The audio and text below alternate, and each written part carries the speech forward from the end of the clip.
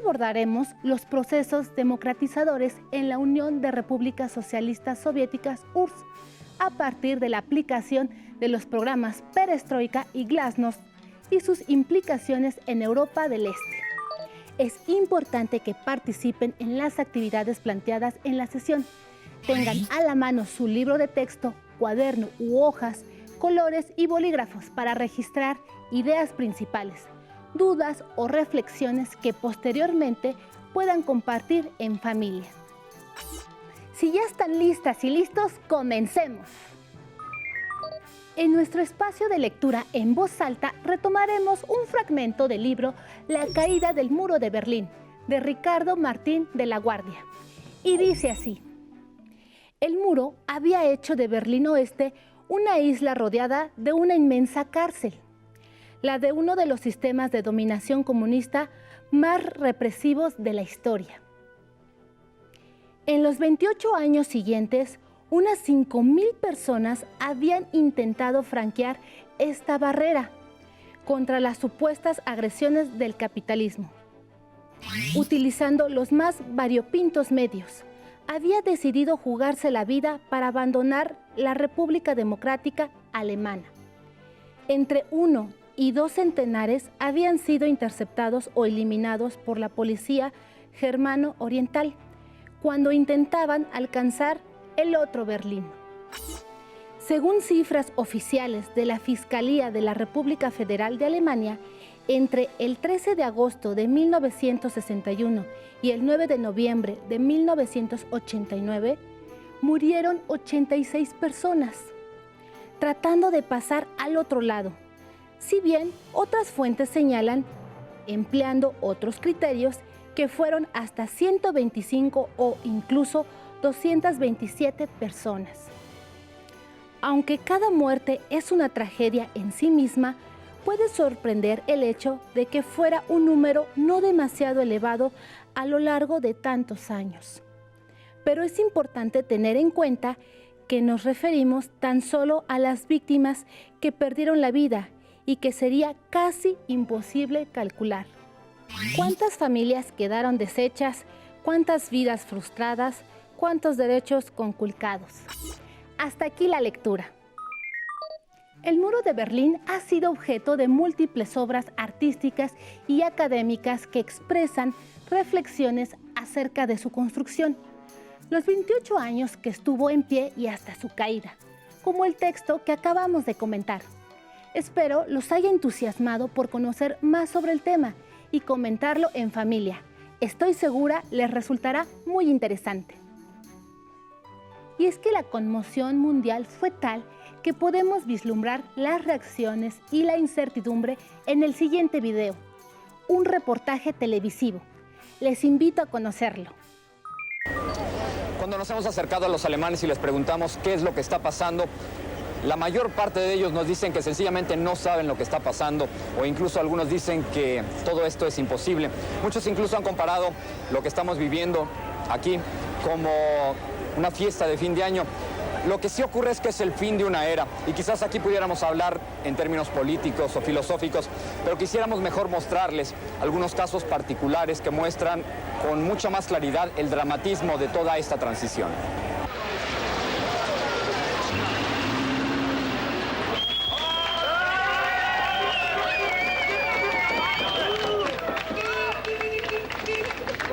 Este lugar se conoce como Checkpoint Charlie. Aquí está el muro. Y así se recibía hoy a quienes venían de Berlín del Este. ¿Piensa regresar usted? ¿Wollt ihr wieder zurück nach der DDR? Ja? Que sí, que quieren volver. ¿Qué le va a decir usted a su hijo de este día? Was wird euer Kinder sagen von heute? Tja, dazu sind sie noch zu jung, um was zu sagen. Wir werden ihnen Fotos zeigen und dann noch was erklären. Que le enseñarán fotografías del día de hoy y les explicarán lo que ha sido. Aquí ya no hay expertos sobre Alemania. Realmente nadie se atreve a predecir qué es lo que va a ocurrir, si va a haber una reunificación de las Alemanias o va a continuar la división o va a haber represión. Pero lo que sí se sabe es que los propios berlineses han tomado en sus manos la tarea de destruir el muro de Berlín. No importa la edad, aquí nadie quiere el muro de Berlín.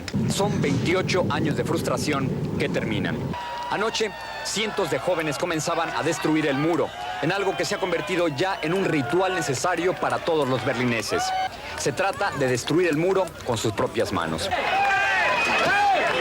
Ahora la pregunta es si al caer el muro, las dos Alemanias se quieren convertir en un solo país. Las últimas encuestas indican que entre el 70 y 80% de los alemanes del oeste están a favor de la reunificación.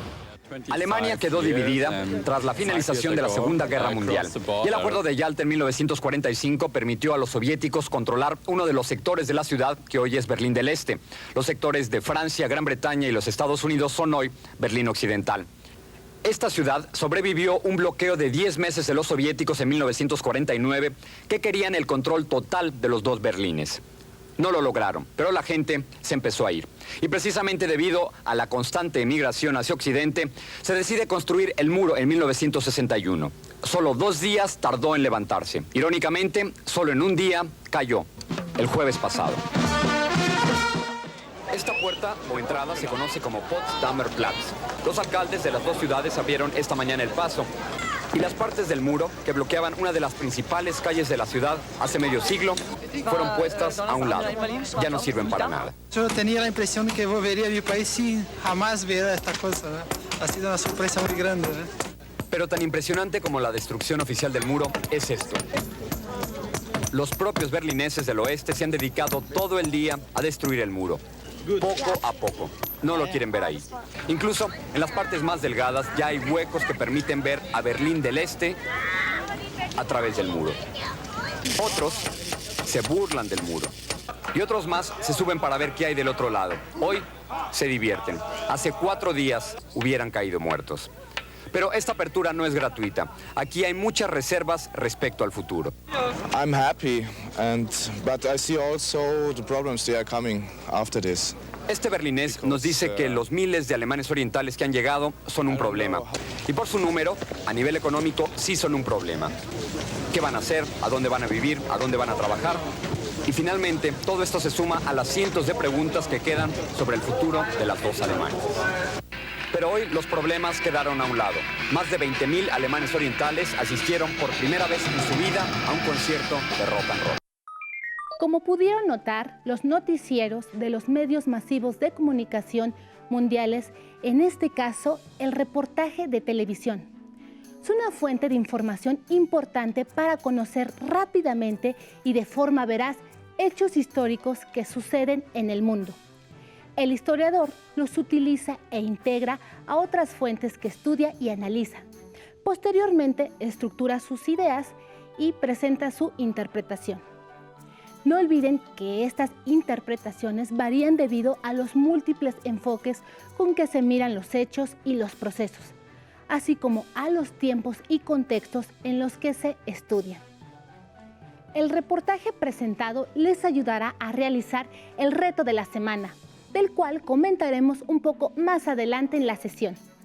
Pero volviendo al tema, seguramente en casa se preguntarán, ¿qué función cumplía el muro política y económicamente para Europa del Este en la lógica del mundo bipolar? ¿Por qué la caída del muro causó tal consternación mundial? ¿Qué nuevos sucesos y procesos democratizadores se desencadenaron en Europa del Este durante este periodo? En esta sesión encontrarán las respuestas a estos cuestionamientos. Si ya están listas y listos, comencemos. Recordemos que debido a las reformas de Perestroika y Glasnost que aplicó Gorbachov en la URSS, se inició la desintegración de esta y el desgaste de la ideología socialista, dando pie al fin de la Guerra Fría y del sistema bipolar. La libertad económica y política en Europa del Este nutrió nuevos procesos democratizadores en esos territorios que se vieron simbolizados mundialmente con la caída del muro. Para que ustedes en casa encuentren la relación entre estos sucesos, les pido por favor que registren la información captada en esta sesión en el esquema sugerido. Es un diagrama de pescado para representar la noción causa-efecto. Como podemos observar en pantalla, utilizaremos 2 secciones, la parte superior para registrar causas y la inferior para efectos. Posteriormente, pueden agregar imágenes. Las reformas emprendidas por Gorbachov se encaminaron a atender la crisis en la estancada economía de la URSS, ya que en general los productos soviéticos gozaban de poco reconocimiento comercial por su baja calidad y no siempre estaban disponibles para los consumidores, quienes además hacían largas filas para adquirir comida y productos básicos. Ante esta situación, el descontento social era evidente, pues los dirigentes políticos no pasaban por estas dificultades y accedían a bienes de lujo. A su vez, los representantes del Estado no permitían que se habilitaran instrumentos para la libertad política y la opinión pública. Nunca se tomaban en cuenta. Las inconformidades eran severamente reprimidas y los manifestantes considerados enemigos políticos. La migración a Occidente contabilizó miles de personas que buscaban una mejoría en su nivel de vida. Los berlineses occidentales ganaban más en sus trabajos, aunque en el este los productos básicos eran más baratos, pero a veces eran escasos. Con el fin de abastecer y proteger a Berlín Occidental, las Fuerzas Armadas de Estados Unidos de América, Francia y el Reino Unido debían transitar territorio dominado por la URSS, lo cual no era del agrado soviético, que buscaba la autonomía de toda Berlín para integrarla como parte de su territorio de influencia. Su intención era expulsar a la representación del bloque capitalista de la zona soviética en Berlín para detener la emigración constante que entre 1949 y 1961 había llegado a cerca de 2.7 millones de personas, en su mayoría profesionistas jóvenes. El líder soviético Nikita Khrushchev pronunció un discurso en 1958 en el que exigía a las potencias occidentales que se le otorgara a la zona occidental de Berlín el estatuto de ciudad libre, fuera del control de Estados Unidos de América, Francia y el Reino Unido. De lo contrario, la URSS llegaría a un acuerdo con la RDA para cederle plena soberanía sobre Berlín Este. El presidente de Estados Unidos de América, John F. Kennedy, rechazó el ultimátum de la URSS. Después de varias declaraciones de ambos representantes, el bloque comunista inició el 12 de agosto de 1961 el levantamiento de una alambrada sobre 155 kilómetros y eventualmente construyó un muro de hormigón que rodearía al sector de Occidente. Aunque la construcción del muro significó un acto de provocación, no se disparó una sola bala, como parte de un enfrentamiento directo entre la URSS y los Estados Unidos de América. El muro medía poco más de 3 metros de alto, tenía 2 paredes separadas por un espacio de entre 30 y 50 metros, en el que había un camino pavimentado para que circularan los vehículos de los guardias. Ustedes en casa pueden hacer una investigación bibliográfica o digital de las manifestaciones que evocan al Muro de Berlín. Hay muchas obras artísticas, documentos escritos con distintas visiones y reflexiones sobre el fin de la Guerra Fría. Estoy segura de que les sorprenderá la diversidad de interpretaciones. Me gustaría compartir parte de la entrevista que hizo Sandra Loyola a Stefan Gandler, filósofo y científico social austriaco y presidente del Comité General de Estudiantes de la Universidad de Frankfurt. Su opinión al respecto de la caída del muro es la siguiente. Estuve en Frankfurt el 9 de noviembre de 1988, cuando se conmemoraron las sinagogas quemadas. Fue un memorial importante, a 50 años de distancia. Pero un año después, con la caída del muro, jamás se volvió a hablar de este destructivo suceso. El muro no lo destruyó la gente. Su presión no era suficiente para algo así. Se sabe que se decidió abrir la frontera un 9 de noviembre en una junta de gobierno de la República Democrática Alemana que estaba en crisis. Así pues, el capitalismo literalmente compró el lado socialista Y de paso, se blanqueó la historia alemana y la de otros europeos fascistas o pronazis.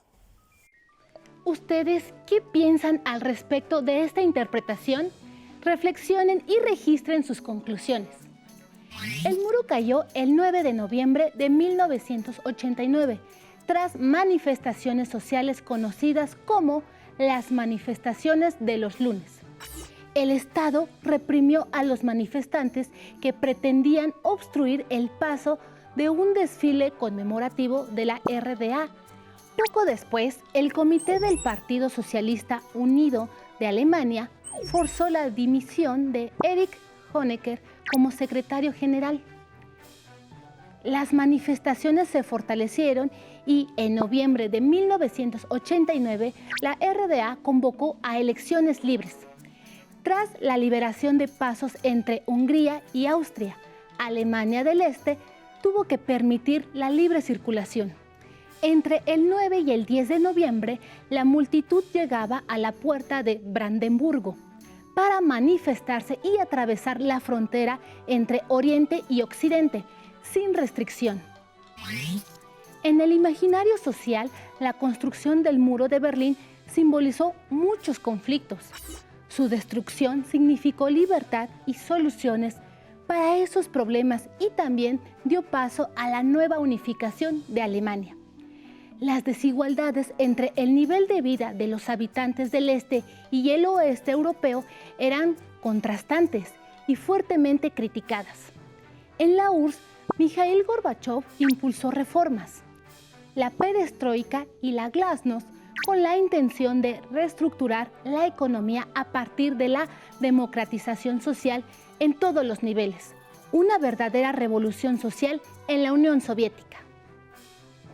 Esta postura fue mundialmente reconocida y fue muy valiosa, ya que emanó desde una posición gubernamental y no desde un proceso de revolución social violenta. El Partido Comunista Ruso perdía legitimidad, a pesar de sus intentos por mantenerse en el poder. Fue perdiendo escaños y dejó de monopolizar el poder político, lo cual facilitó la creación de nuevos partidos. En marzo de 1989 se realizaron las primeras elecciones libres en la Unión Soviética desde 1917. Ante la apertura ideológica, la reestructura de la economía y la oportunidad para definir y elegir otras opciones políticas, las repúblicas que integraban la URSS y otros países del bloque socialista comenzaron a rechazar el totalitarismo y a buscar su independencia. Las repúblicas y países que optaron por salir del sistema socialista fueron: número 1, las repúblicas del Báltico, Letonia, Lituania y Estonia; 2, Polonia; 3, Hungría; 4, Checoslovaquia; 5, Rumanía. Conozcamos un poco más sobre el proceso democratizador en Europa del Este. Lituania, Letonia y Estonia fueron incorporadas a la Unión Soviética en 1920. Siempre defendieron el derecho al reconocimiento de su lengua y su bandera. Se organizaron en frentes populares y crearon en 1989 el Consejo de los Frentes Bálticos, que organizó una cadena humana de 600 kilómetros que pasaba por las 3 capitales bálticas: Tallin en Estonia, Riga en Letonia y Vilna en Lituania, la cual fue la primera república soviética en liberarse en 1990. Tras el ataque del ejército soviético a la sede del Ministerio de Defensa, la televisión y el Ministerio de Interior, los dirigentes de Letonia consiguieron legitimarse y fortalecerse tras las elecciones de 1990. También Estonia consiguió el reconocimiento de separación de la URSS, acorde con los procedimientos democráticos impulsados por la glasnost. Con apoyo económico de Occidente y la implementación pronta de estructuras democráticas, fueron admitidas en la Unión Europea en 2004. Polonia y el movimiento Solidaridad. En Polonia, la notable resistencia obrera fue relevante.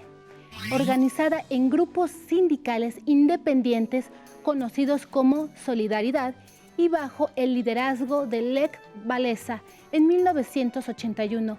Contaban con 8 millones de integrantes. El apoyo civil, el de la Iglesia Católica y de intelectuales y críticos de la época. Aunque el gobierno reconoció a la representación obrera, no soportó la presión y declaró ley marcial en 1981. Walesa fue encarcelado y el movimiento fulminado.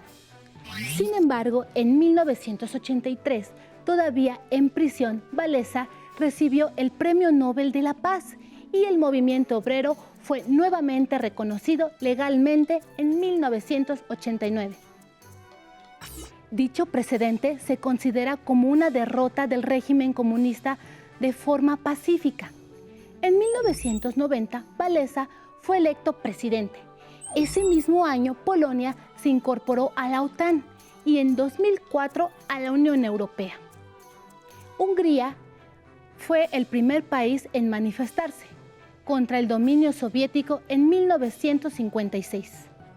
El movimiento de insurrección protestaba contra la adhesión al Pacto de Varsovia y fue reprimido por tropas soviéticas.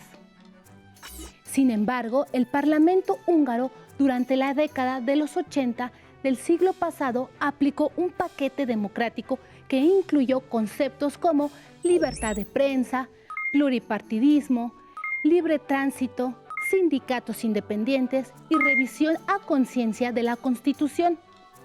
Impulsó una economía reformista con la operación de pequeñas empresas particulares, lo cual ayudó a establecer relaciones comerciales con Europa Occidental.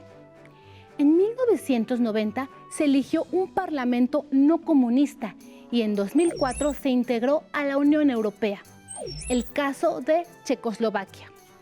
En 1968, Alexander Turchev, secretario del Partido Comunista Checo, en busca de un socialismo humanista, emprendió reformas políticas conocidas como la Primavera de Praga, que buscaban garantizar los derechos civiles y reformas económicas, al oponerse al gobierno soviético. En agosto de 1968, Checoslovaquia fue invadida por la URSS. Para evitar la confrontación, el gobierno checo no se resistió y Turchev fue exiliado. Al conocerse la situación, la opinión internacional fue muy criticada con la URSS.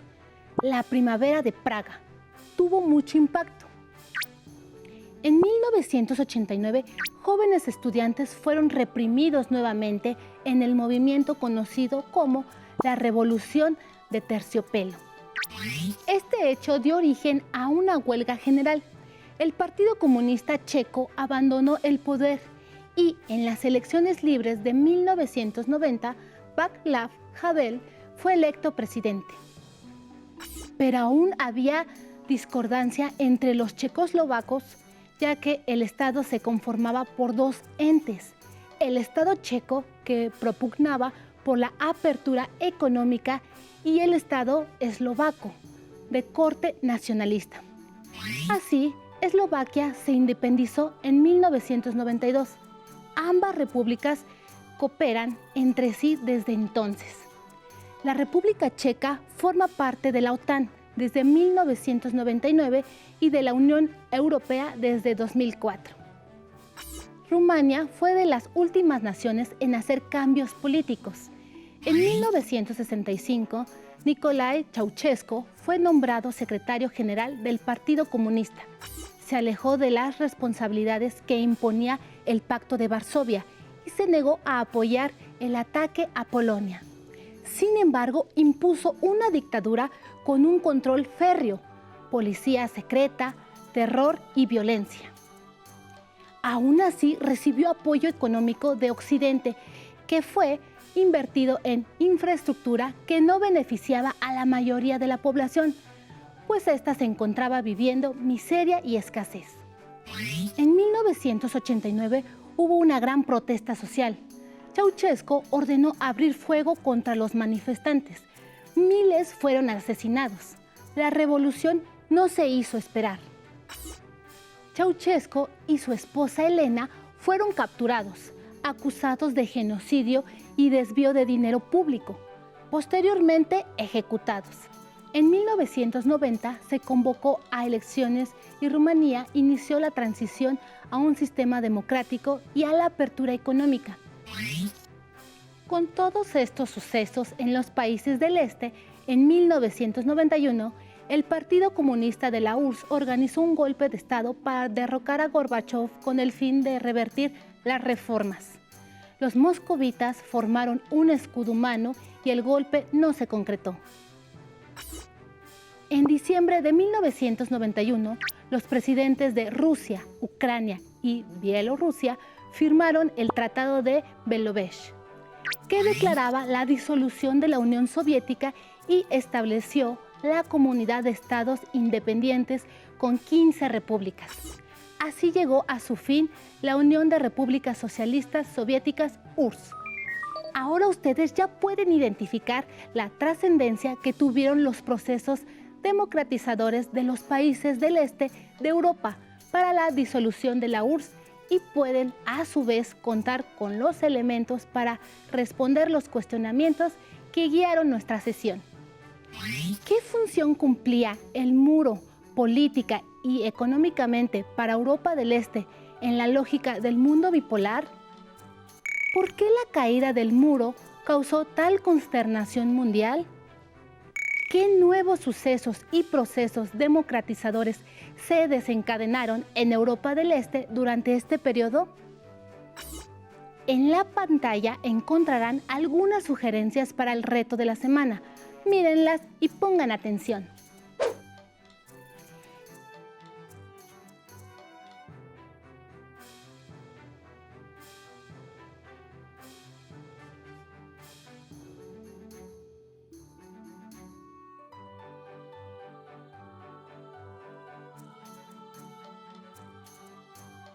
Este tema lo podrán encontrar en su libro de texto en el apartado Cambios sociales e instituciones contemporáneas.